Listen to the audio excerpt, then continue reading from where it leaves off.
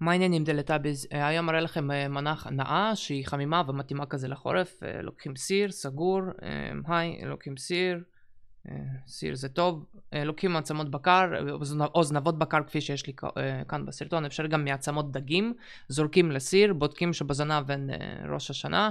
לדבר הזה מוסיפים מים, סגור, ממליצה לכם להשתמש אך ורק במים מזוקקים. אתם פשוט רוכשים מזקק פעמיים לשנה, או אפילו יותר טוב במכשיר סופג לחות, הוא מפיק לכם ביממה כזה כמה ליטרים של מים מזוקקים מהאוויר עצמו, סגור. יחס המים לעצמות אמור להיות בערך 1:1, כמה שיותר מוסיפים מים, כמה שפחות סמיך יוצא הג'לי. לאחר מכן לוקחים מלח ים לא מסונן, אפשר גם מלח גס רגיל, תיזהרו ממלח דק כי יש בו כימיה. אני שמה לפי העין, אבל היחס המקובל של המלח הוא בערך כף שטוחה על כל 2 ליטרים של מים. לדבר הזה אפשר להוסיף בצל ושום או תבלין כלשהו. את תוספת השום ספציפית לא צילמתי כאן, אבל אתם יודעים, אפשר לדמיין כזה ביחד. זהו, בגדול, מכסים, מדליקים את האש, מחכים שיהיה רותח, ואז מורידים את האש למינימום, בכדי שיבעבע לו 1.5 שעה מאז הרתיחה. אוקיי? זהו, לגבי הרוטב, אותו מסננים, אפשר גם לא, מכסים למקרר, ויוצא לכם ג'לי. כאשר אתם מוכנים לאכול, אתם מחממים מעט מהג'לי הזה, סגור, ממש טוב. סבבה, בערך ל-50-60 מעלות צלזיוס, אוקיי?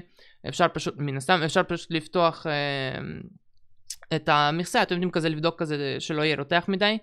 זהו, קול. קול. מעבירים את כל היופי הזה לצלחת, צלחת מרק או משהו. אוקיי, הנה יש שם גם חתיכה כזה מהזנב. לא מוותרים על טיפה. לוקחים את הסטייק הנע.